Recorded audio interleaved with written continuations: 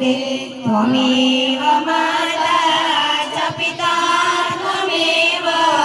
त्वमेव विद्याद्रविणं त्वमेव त्वमेव सर्वं मम देव देव त्वमेव सर्वं मम देव देव આનંદ જન્માવેલા આવજો એક કડી ગાંઠ લે બધા સીલે યતલ બાપી દીદી વાળું કરવાની કઈ ના